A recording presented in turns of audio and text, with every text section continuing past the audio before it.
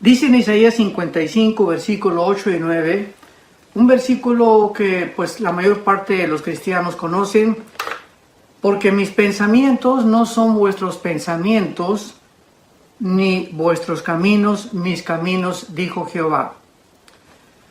Como son más altos los cielos que la tierra, así son mis caminos más altos que vuestros caminos, y mis pensamientos más que vuestros pensamientos. Venir a la Biblia es venir ni más ni menos a comenzar a acostumbrarnos a desarrollar el bendito hábito de conocer cómo piensa Dios. Porque regularmente todos los seres humanos tenemos una manera de pensar de este tamaño, o sea, nuestra mente, nuestros pensamientos son extremadamente limitados, finitos, y realmente no podríamos jamás compararlos con la inmensidad y el tamaño y la majestuosidad y el poder de Dios, ni tampoco de sus pensamientos. Y esto se puede comparar fácilmente pues con los niños y los adultos, para que podamos comenzar a tener algunos puntos de referencia. Un niño de 3 o 4 años de edad tiene un cerebro igual que una persona de 30, 40 años de edad. Sin embargo, la persona de 30, 40 años de edad, ese cerebro lo tiene mucho más desarrollado. El niño pequeño pues piensa como un niño: ¿y por qué me quitas el juguete? Papá, si me quieres no me pegues, etcétera, etcétera. No podría ese niño, por su falta de desarrollo, alcanzar a pensar como piensa una persona de 25, 30, 40, 50 años de edad. Bueno, pues más o menos esta referencia nos puede ayudar para poder comprender que nosotros, comparados con los pensamientos de Dios, no habría absolutamente ningún límite que podríamos nosotros fijarnos para poder decir: ya hemos alcanzado a pensar o a entender por qué Dios hace lo que hace. Y este es el propósito de este estudio, porque la Biblia es ni más ni menos la mente de Dios revelada al ser humano. ¿Por qué Dios nos deja la Biblia? Precisamente con este propósito, para que podamos nosotros comenzar a penetrar, a estudiar, a meditar, a analizar cómo piensa Dios. Y de esa forma, en la medida en la que nosotros ponemos la palabra de Dios en nuestra mente y la guardamos en el corazón, vamos a ir cada día, cada semana, cada mes, desarrollando nuestra mente de una forma impresionante. Todavía ni siquiera nos imaginamos a qué grado podemos desarrollar nuestra mente, pero más que cualquier otra cosa, comenzamos ya a pensar por qué Dios permite el mal. ¿Por qué Dios permitió que su Hijo Jesucristo muriera en manos de pecadores? ¿Por qué Dios no ha terminado con los tsunamis, con los terremotos, etcétera, etcétera? Y todas estas preguntas, sabemos que los que no pueden contestarlas son los ateos. Porque pues un ateo, ¿verdad? Una persona que no tiene ningún punto de referencia, no puede dar ninguna explicación, porque sencillamente el mal ni siquiera existe para ellos. O sea, no hay una base moral entre el bien y el mal, entre la justicia y la injusticia, para poder calificar realmente qué es malo y qué no es malo, más que su propio juicio completamente desorientado, corrompido y completamente desviado de la verdad. Entonces, no cabe duda que vivimos un mundo caído, un mundo disfuncional, por causa de la rebelión del ser humano. Así lo explica la Biblia y lo vas a ir comprendiendo cada vez más. Por todos lados oímos de guerras, de golpes de estado, revoluciones, terremotos, huracanes, tsunamis. Actualmente estamos viviendo una supuesta pandemia de un virus, coronavirus, COVID-19, etcétera, etcétera, que ha devastado completamente la economía mundial, ha causado unas depresiones impresionantes en los seres humanos, en los niños, suicidios, pornografía, divorcios. Bueno, los efectos colaterales de esta famosa pandemia, ¿verdad?, se van a ir poco a poco descubriendo. que han sido mucho mayores de lo que nos imaginamos que pudieran haber sucedido. Y todas estas circunstancias nos hacen pensar y hacernos una pregunta, pero lo más importante es, ¿por qué Dios permite la maldad? O sea, ¿por qué no la ha detenido si Él es todopoderoso? ¿Por qué continúan los sufrimientos y la destrucción como actualmente vivimos en el mundo? Y por causa de que no hay respuestas que demandan las mentes finitas como la que tenemos nosotros, ilimitados, entonces muchas personas abrazan filosofías para esconderse y tratar de justificar sus vidas morales. Entonces cuando una persona dice, bueno, pues si Dios no existe y Dios no tiene respuestas para nosotros, pues se encarcelan muchas personas y se amargan y comienzan a manifestar una conducta de rebelión hacia todo, porque pues dicen no hay respuesta, no hay propósito, no hay significado en la vida por lo cual vivir.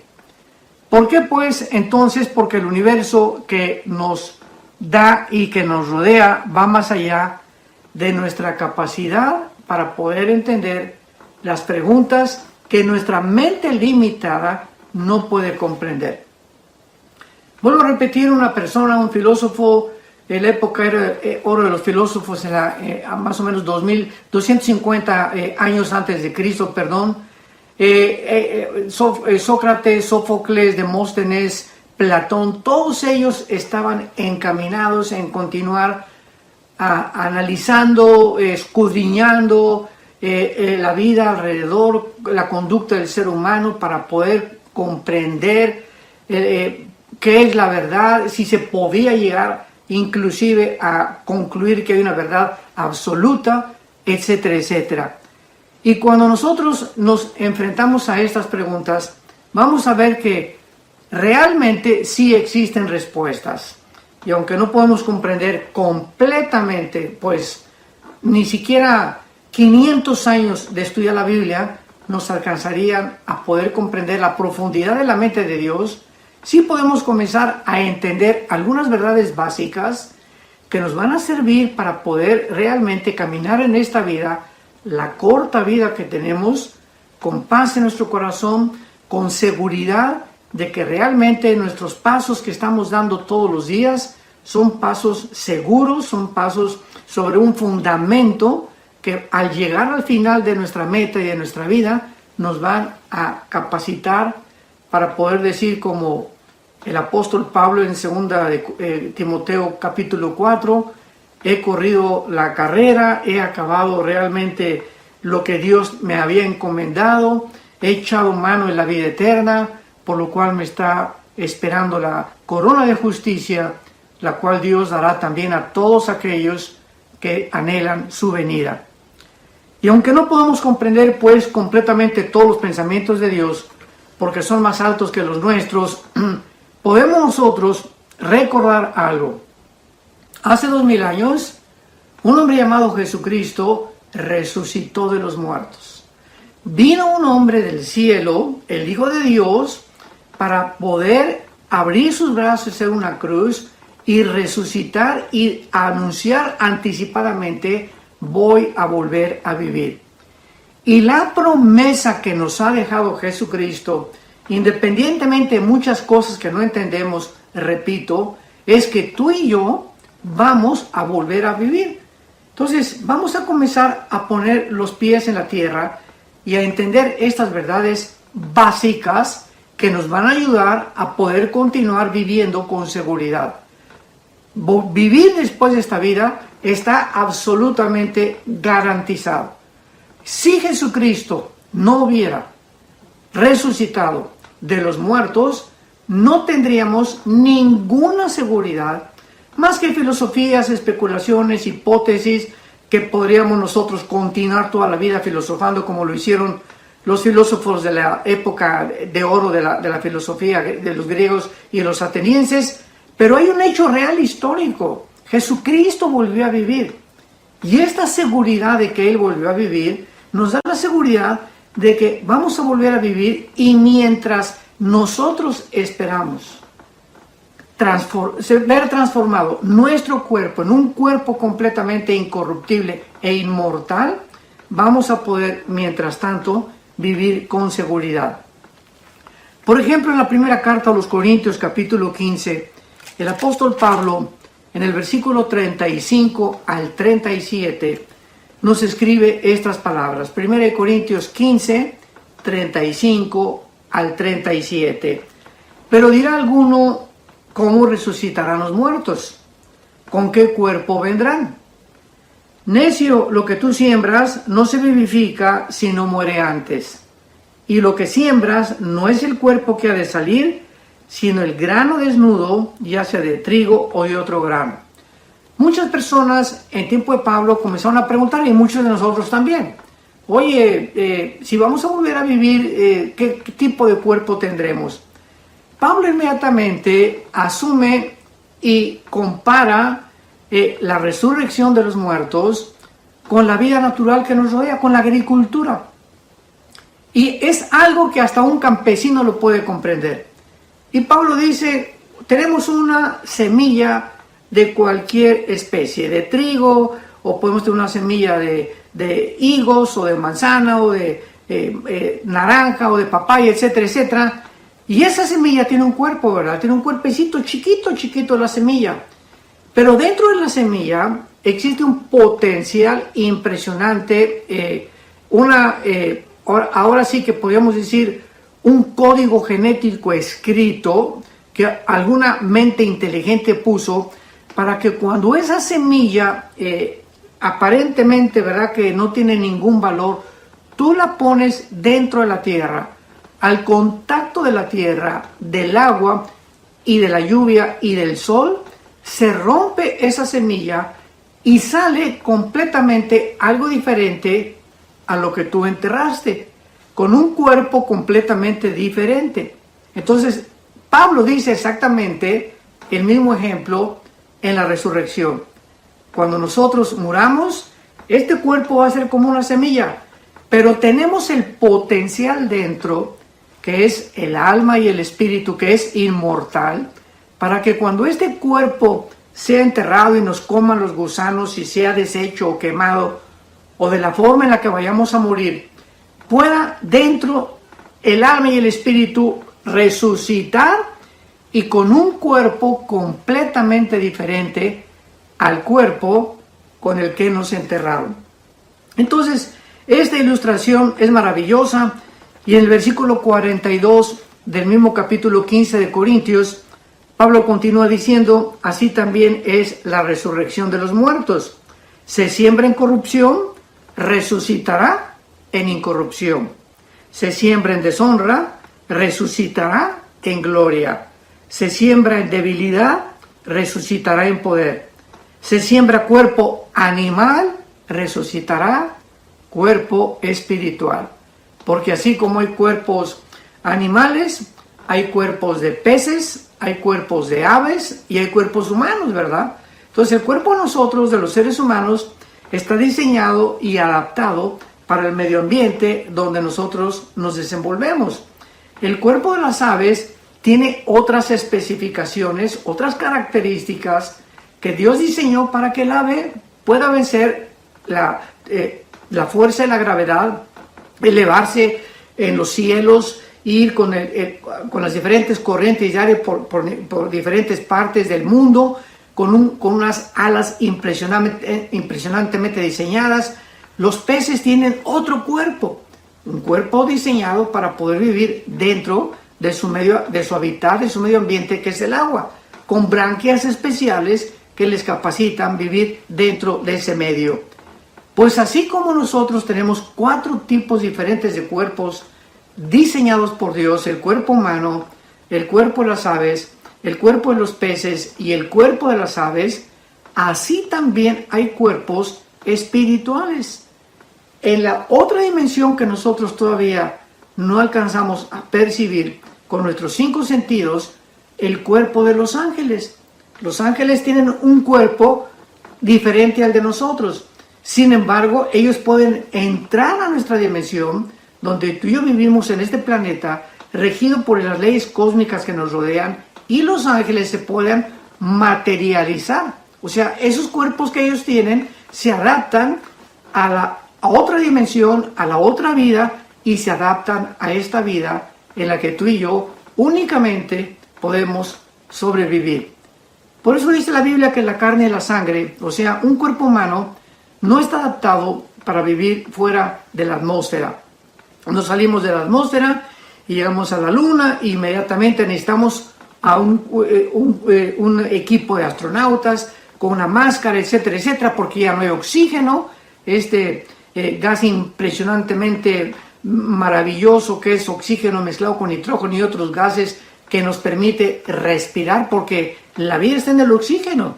Cuando nos tapamos la boca, pues ya no respiramos, ¿verdad?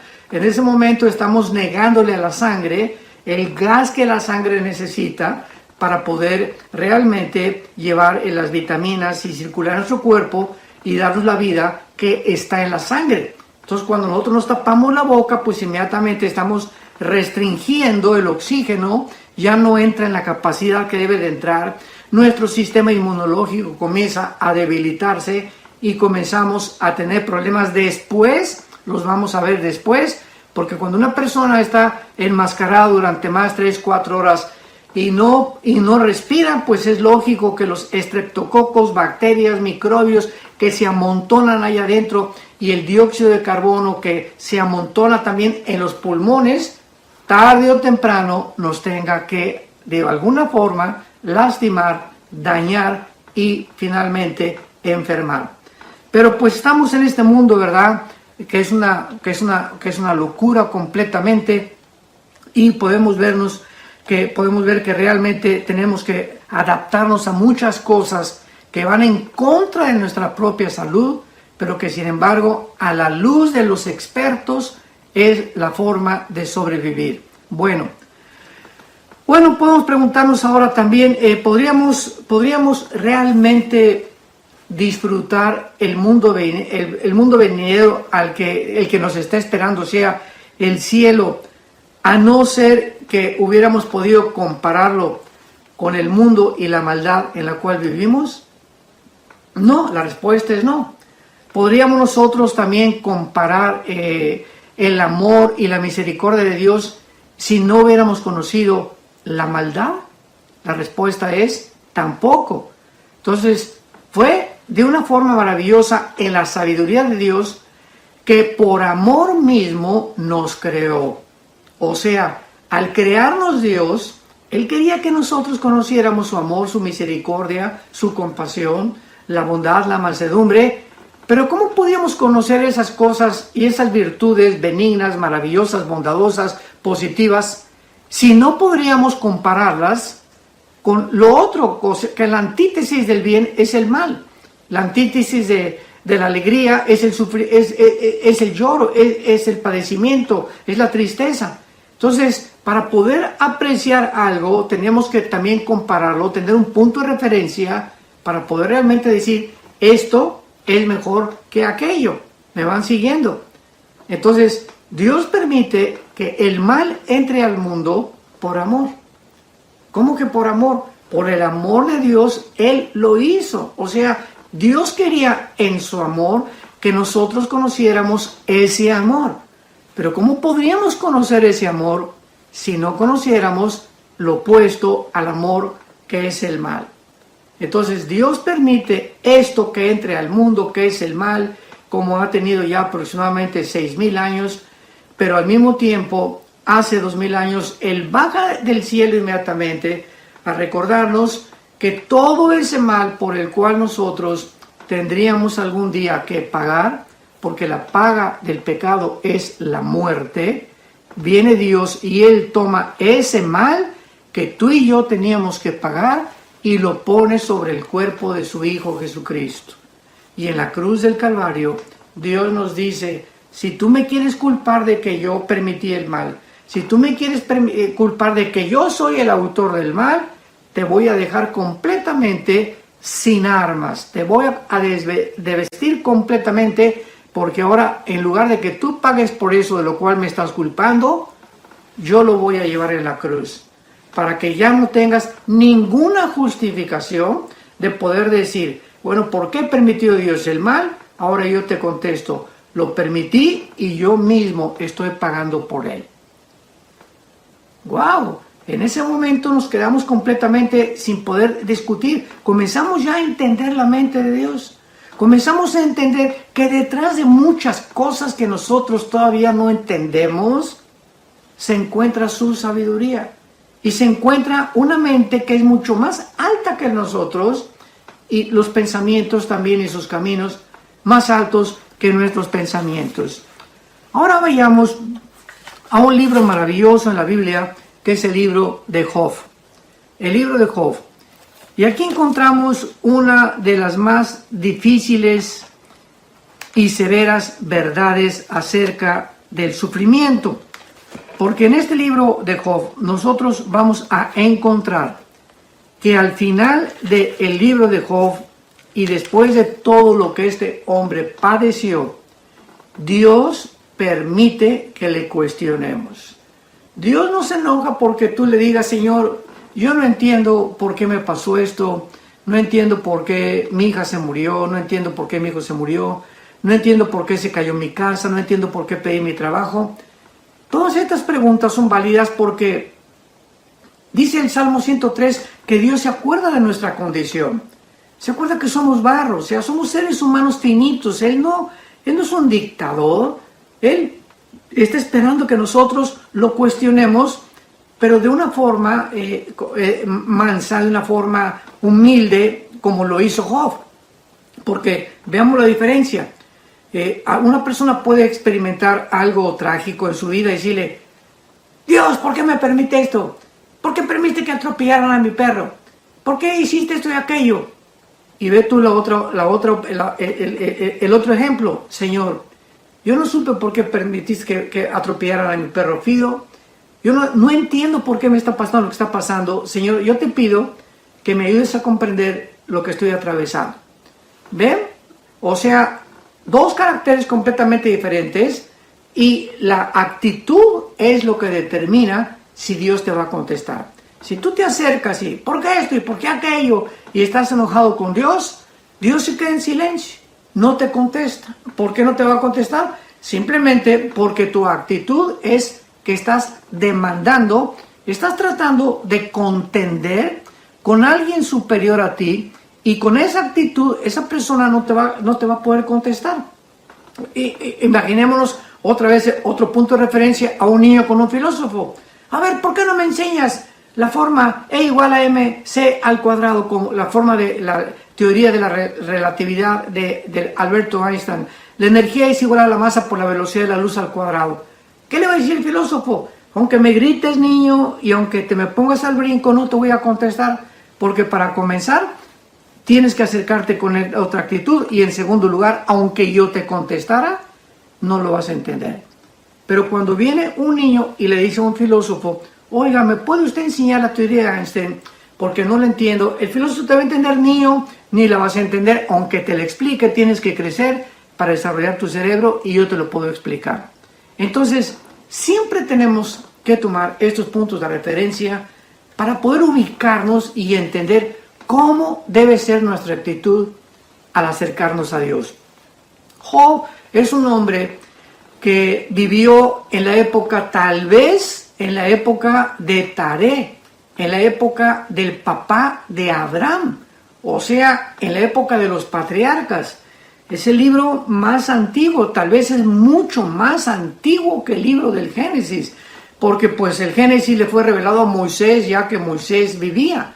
Entonces el libro de Job, ¿verdad? Tiene una antigüedad impresionante, unas verdades filosóficas, apologéticas, de carácter moral demasiado profundas, y tiene también secretos escondidos del universo, como por ejemplo en el libro de Job aparece que él va a preguntar a Dios que si tiene el aire peso, antes de que el barómetro se descubriera, que es el que mide el peso del aire. Ya Job decía que el aire tenía peso, y tenemos así que en el centro de la tierra es fuego. En fin, habla de los astros, habla de todas las estrellas, habla de todas las constelaciones impresionante. O sea, es un libro maravilloso, pero más que cualquier otra cosa, es un libro donde un ser humano se enfrenta al sufrimiento como muy pocos de nosotros lo hemos enfrentado.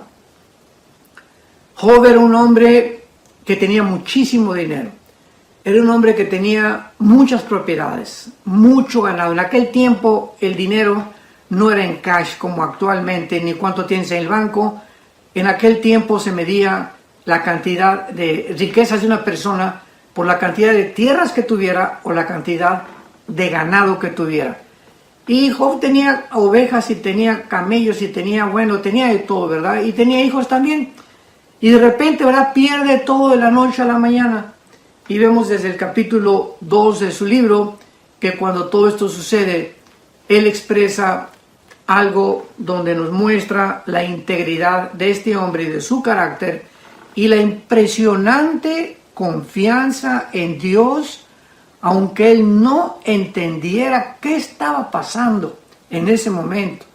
¿Por qué permitía a Dios que le quitara lo que le estaba quitando? Job simplemente dice: Dios dio, Dios quitó, sea el nombre de Jehová bendito. Y luego viene la esposa y le dice: maldice a Dios. ¿Para qué estás bendiciendo a Dios? Maldícelo. Y Job, otra vez, en lugar de decirle a su esposa o decirle, verdad, ya vete, no me estés molestando, le dice Job a su esposa: como una mujer fatua, como una mujer tonta has hablado. Es todo lo que le dice Job a su esposa. Ya no vuelve a quejarse de su esposa en todo el libro. Bueno, después de todo esto que pasa el Job, que es un ejemplo maravilloso para nosotros, vienen 3 amigos de él, 4 realmente, disque filósofos, y ellos comienzan a hacerle aún todavía más agudo su tormento. Porque le comienzan a decir: es que realmente tú lo que estás pasando es por tus sufrimientos, por el pecado. Algo has de haber hecho, algo traes por ahí, por lo cual Dios te está castigando.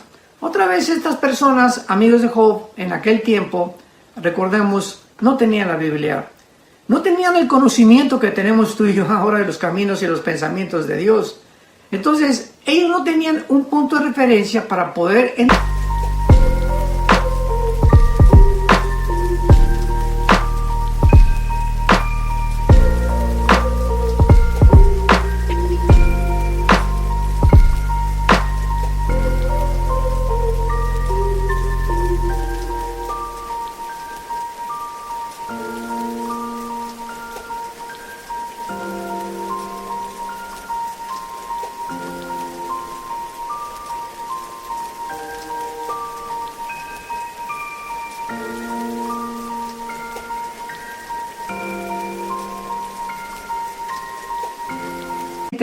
la mente de Dios. ¿Por qué Dios le permitía a un hombre bueno, a un hombre justo, a un hombre manso, un buen padre de familia, fiel a su esposa? ¿Por qué le permitía a Dios a Job estos sufrimientos? Y ya después de todas las argumentaciones durante los casi 42 capítulos que tiene este libro maravilloso, al final encontramos nosotros en el capítulo 37 que Dios confronta al final a Job, porque le comienza Job a cuestionar: Padre, ¿por qué esto? ¿Por qué aquello? Etcétera, etcétera.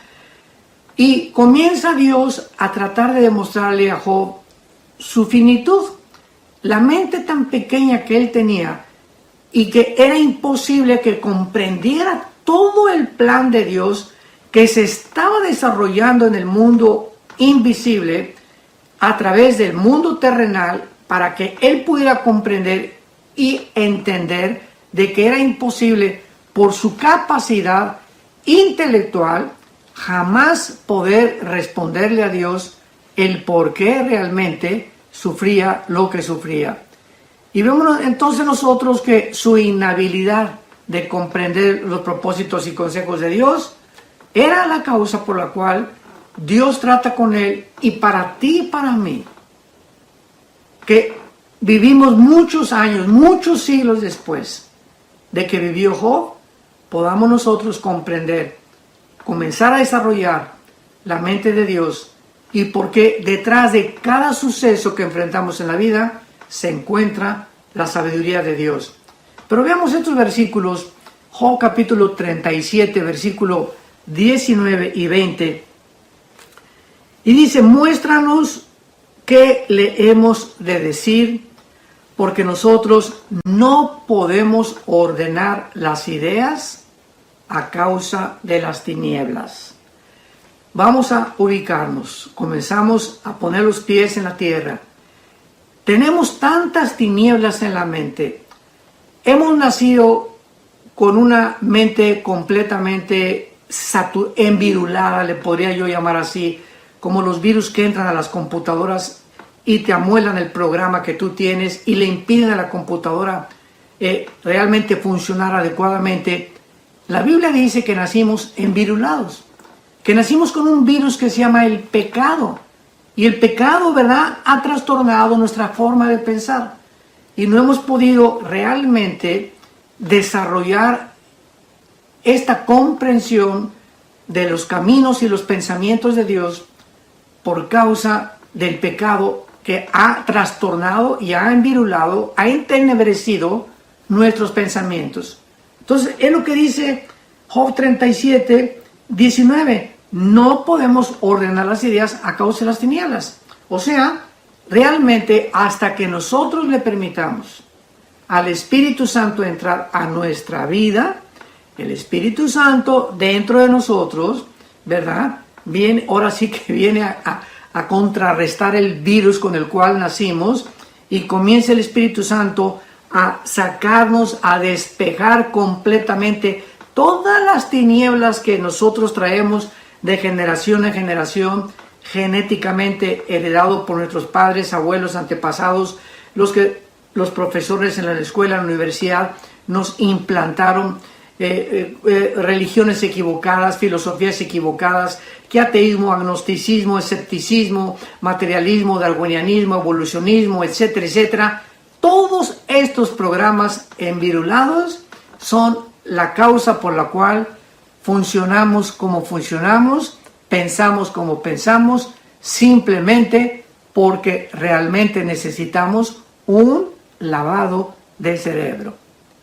Y este lavado nos lo da el Espíritu Santo al entrar a nuestra vida, al recibir a Jesucristo como nuestro Señor y como nuestro Salvador, y comenzamos de ahí en adelante a entender poco a poco los pensamientos y los caminos de Dios, que nos da seguridad, nos da paz. Ahora entiendo por qué esto, por qué pasa aquello, etcétera, etcétera. Y eso nos mantiene con una paz que sobrepasa todo entendimiento, que es la actitud correcta que debemos los seres humanos mantener, porque ahora la misma medicina y el mundo científico comprueba que la paz es el estado perfecto del ser humano. Porque mientras tú estás en paz contigo mismo, mientras tu conciencia no te está acusando de nada, mientras estás en paz con tu prójimo, mientras sabes que no debes a nadie para que te persiga, mientras tú sabes que tienes una relación perfecta con Dios todos los días, mientras sepamos, ya lo sabemos, que todos tenemos que morir, esa paz que debe gobernar nuestra vida es la que nos va a dar completamente la seguridad y la comprensión de los caminos de Dios. Yo no puedo venir a la Biblia como una pepita en comal y Señor, y aquí, y nervioso, y en un estado de estrés y de ansiedad, porque en ese estado el Espíritu Santo no se puede comunicar conmigo.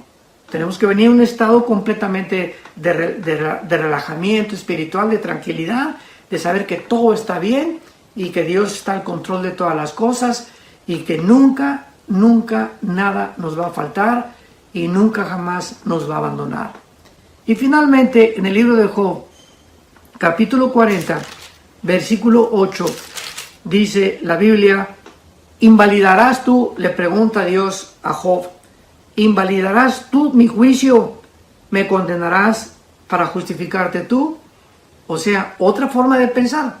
Muchos seres humanos se voltean: tú tienes la culpa y porque permites esto, acusando a Dios. Y Dios simplemente te dice: ¿me vas a acusar para tú estar bien? ¿Me vas a mí a echar la culpa para que tú puedas tener una conciencia más tranquila? O sea, ¿quieres descargar tu frustración y tu amargura contra mí? No hay problema, dice Dios, pero vas a mantenerte en esa situación. ¿Por qué mejor no te hincas? ¿No reconoces que no entiendes por tu mente finita las cosas que pasan? Me pides a mí, dice Dios, que te revele mis pensamientos, y de ahí en adelante tú vas a comprender que caminando conmigo podrás decir: Jehová es mi pastor, nada me faltará, y aunque haya en valle de sombra y de muerte, no tendré temor alguno. Y finalmente, en el capítulo 42 de Job, para terminar, esto es ya el final de su vida, y después de que Job trató con su mente limitada, ¿por qué Dios permitió lo que permitió en mi vida? Dice Job, al finalizar ya, al terminar el libro maravilloso, respondió Job a Jehová, capítulo 42, versículo 1 en adelante. Respondió Job a Jehová y le dijo: yo conozco que todo lo puedes y que no hay pensamiento que se esconda de ti. ¿Quién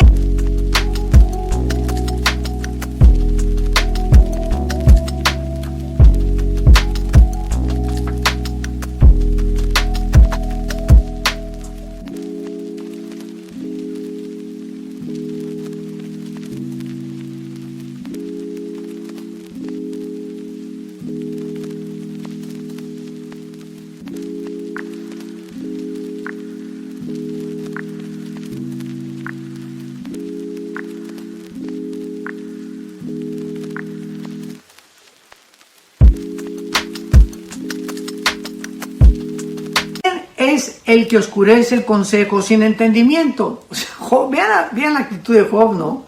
Ahora Job mismo ya tiene una comprensión mucho más grande de Dios. ¿Quiénes son las personas que tratan de ponerse, podríamos decir vulgarmente, se le ponen al brinco a Dios, retan a Dios, desafían a Dios, cuando el entendimiento de esas personas es de un caracol? O sea, ¿cómo puede un ser humano, al final dice Job, tratar de cuestionar a Dios con una actitud equivocada, demandarle a Dios como poniendo a nosotros como jueces y decirle a Dios: ahora me vas a contestar y me vas a decir esto y aquello, cuando no somos más que criaturas insignificantes, creadas a su imagen y semejanza, que necesitamos acercarnos a Dios con esa humildad y esa mansedumbre que es indispensable para poder caminar con Él? Porque Jesús dijo: nadie se puede acercar a mi Padre más que a través de la humildad. Aprendan de mí que soy manso y humilde de corazón. Y Job dice y continúa diciendo: por tanto, yo hablaba lo que no entendía, cosas demasiado maravillosas para mí que yo no comprendía. Ahora sí, ¿verdad? Ahora sí lo entiende Job, y lo entiendes tú y lo entiendo yo también.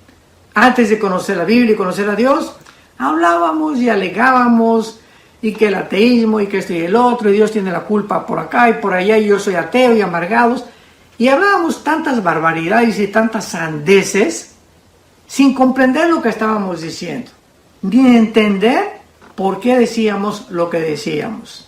Y Job finalmente le dice a Dios: oye, te ruego y hablaré, te preguntaré y tú me enseñarás. De oídas te había oído, mas ahora mis ojos te ven. Por tanto me aborrezco y me arrepiento en polvo y ceniza. Cuando ya entendemos con quién nos estamos poniendo, a quién tenemos enfrente nosotros, al Creador de los cielos y la tierra, que envió a morir en una cruz a su Hijo Jesucristo, y que cada vez que nosotros no entendamos algo y que tengamos dudas, esto a mí me ha ayudado de una forma particular, volteemos hacia la cruz, hacia el pasado. Señor, no entiendo muchas cosas, pero una cosa es muy clara para mi vida: tú diste tu vida por mí en mi lugar en esa cruz, y derramaste tu sangre preciosa, y a los 3 días te levantaste de los muertos, para que yo, aun cuando no entiendo muchas cosas todavía, pueda comprender que de tal manera me has amado, que has dado tu vida por mí en una cruz. para que yo no me pierda, sino que tenga la vida eterna y que pueda yo entender que jamás debo de temer mientras viva, que nunca me dejarás ni tampoco me abandonarás. Estarás conmigo todos los días hasta el fin de mi vida. Y aún en la otra vida nos continuarás pastoreando, porque el fin de todas las cosas se acerca. Seamos sobrios, vivamos en oración y recordemos que Dios es Dios.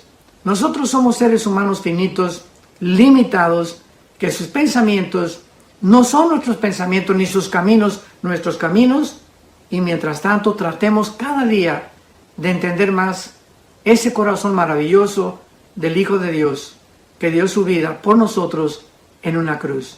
Que Dios te bendiga y que tengan mucha paz.